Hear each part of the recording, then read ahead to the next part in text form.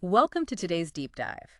We've got a fascinating book to dig into, Cyborgs versus the Earth Goddess by Dr. Moses Seenarine. Oh, this one is a thought provoker for sure. It really got me thinking, that's for sure. When we picture early humans, we often default to that man the hunter image. Right, the classic image. But Dr. Seenarine, he flips that on its head, suggesting that early human societies, for the vast majority of our history, were probably more, well, ecogenocentric. Now, there's a word you don't hear every day. I know, right? It's like ecogenocentric. Oh. So, in a nutshell, deep respect for nature intertwined with, get this, female-led social structures. Huge implications if you really think about it. Totally. And that's what makes Seenarine's work so compelling. He's not just proposing a new theory, he's challenging this deeply ingrained narrative about the origins of human society. Absolutely. So how does he back it up? What's the evidence for this whole ecogenocentric thing? He pulls from all these different fields, anthropology, archaeology, he even gets into genetics a bit. But one of the most interesting threads, at least for me, is this parallel he draws between the domestication of animals and a shift in the power dynamics between men and women. I have to admit, when I first read that, I was like, wait a minute, is this for real? But then he goes on to lay out this really compelling argument. It's pretty mind-blowing when you start to see the connections he's making. So walk me through this, domestication. How does that tie into this whole power shift idea? Okay, so picture this. About 12,000 years ago, humans start domesticating animals, right? We're shifting from hunting and gathering to agriculture. What Seenarine argues is that as men gain more control over animals through domestication, they kind of apply that same mindset to women. Like a template for power. Yeah, exactly. Like, if we can control these powerful animals, why not extend that control to. So he's saying that the shift towards male dominance, it wasn't some inevitable thing. It was a choice tied to this new way of interacting with the natural world. And to back this up, he points to the prevalence of earth goddess figures. You see them in ancient art, mythology, across all these different cultures. Right. I always found those figures so captivating. And they're not just random artistic expressions. Seenarine argues that these depictions of female deities, often linked to fertility, to nature, they suggest that female-centric spiritual beliefs, they were super common back then. It's like a window into a whole different way of seeing the world. Exactly. It wasn't just about who was in charge, it was a fundamentally different worldview. Okay, so I'm with you so far. But if these early societies were so peaceful, so female-led, how do we explain something like the Jebel Sahaba site? You mean that 13,000-year-old mass grave we talked about? Yeah. It seems to contradict this whole idea of a harmonious past, doesn't it? It's a really good question, and Seenarine actually addresses it directly. He says that while the Jebel Sahaba site does show signs of violence, it's an outlier. It's really unusual to find that kind of evidence from that period. So those epic prehistoric battles we see in movies, they're mostly fiction. Pretty much, at least according to how Seenarine interprets the evidence.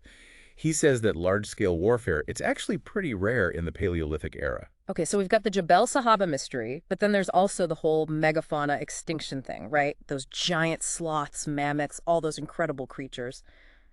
What happened there? Yeah, and the timing is really interesting because these extinctions, they often line up with humans arriving in new areas. You don't think? It makes you wonder, right? So is he saying that men are responsible for wiping out all those amazing animals? He's careful not to jump to conclusions, but he does suggest that there's a correlation there.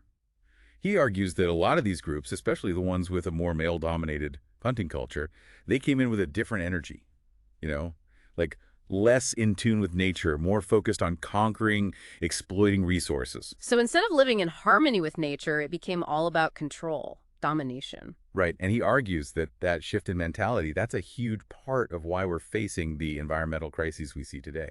Wow.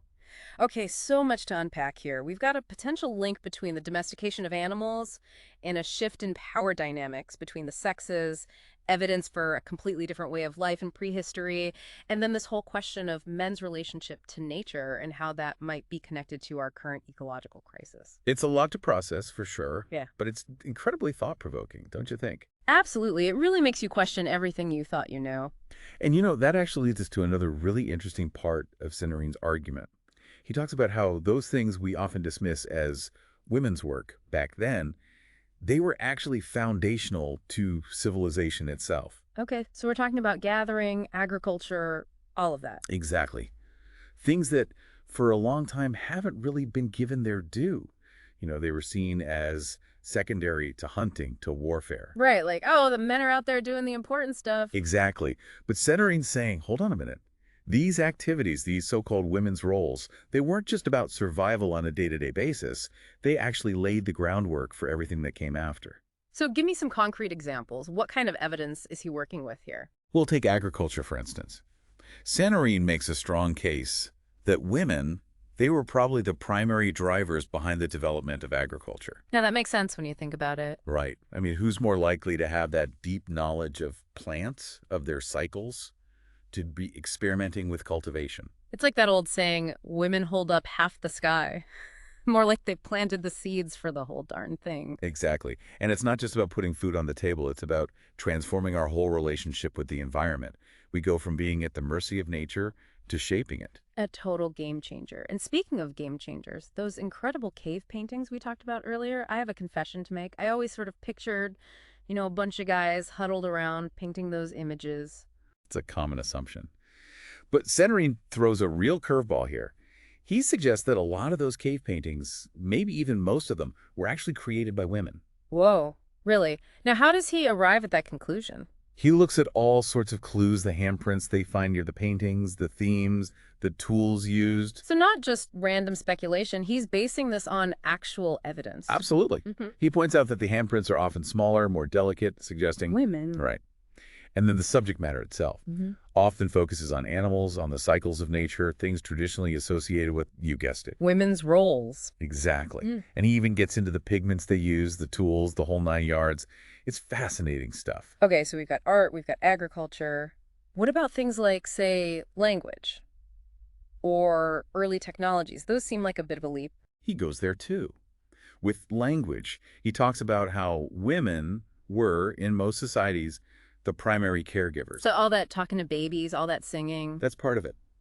He suggests that those intimate interactions between mothers and children, they played a key role in developing language, in passing it down. It's like we're hardwired for it from day one. Exactly. And when it comes to technology, he points out that a lot of the essential tools from that period, they were likely developed by women. Like what? Give me some examples. Well, think about pottery or textiles.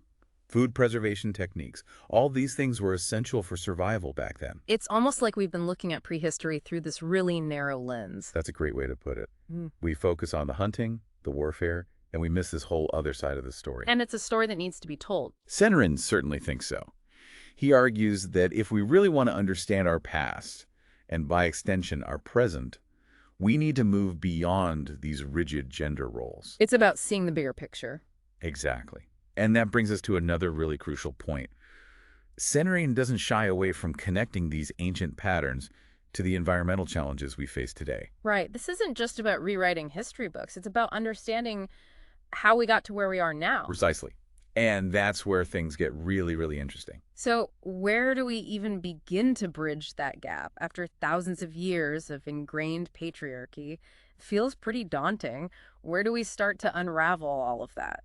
It's a huge question, for sure. And Seenarine is very clear on one point. This isn't about some superficial girl power campaign, Not just about getting a few more women in positions of power. Exactly. It's not about just propping up the existing system.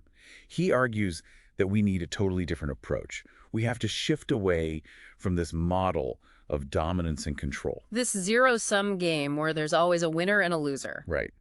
It's about embracing a more compassionate way of being, recognizing how interconnected everything is. And that's where I keep coming back to ecofeminism. Seenarine seems to see that as a really important framework for navigating this shift. Absolutely. He talks about how ecofeminism gives us the tools to really understand and hopefully dismantle these harmful power structures we've been talking about. It's not just about environmentalism, right? And it's not just about feminism as we traditionally think of it. It's both and Yeah. more.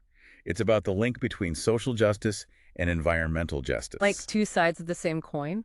Exactly. You can't really address one without addressing the other. This whole deep dive has been such a journey. It's really challenged my assumptions about, well, everything. History, human nature, the future. Everything feels wide open now. That's the power of a new perspective. It can really shake things up. And what I find so hopeful about Seenarine's work is that it's not all doom and gloom, Even though he's dealing with some really heavy stuff, There's this thread of hope running through it all. Definitely. It's like he's offering us this vision for a different way of being, a way to live in greater harmony with ourselves, with each other, with the planet.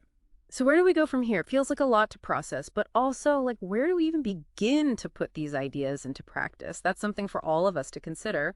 Until next time, keep exploring, keep questioning, and keep diving deep.